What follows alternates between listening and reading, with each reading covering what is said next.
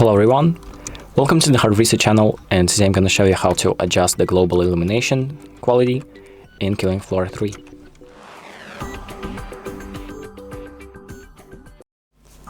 So the first thing that we're going to do is open up the settings, then we're going to go to the video tab and then scroll down to the global illumination quality option. So you have this drop down right here that you can click on to expand it, and you have all of the options, so low, medium, high, and ultra. These are the quality presets, so select the option that you want. So after you've done that, just make sure to press save and then exit out of the settings to apply your options.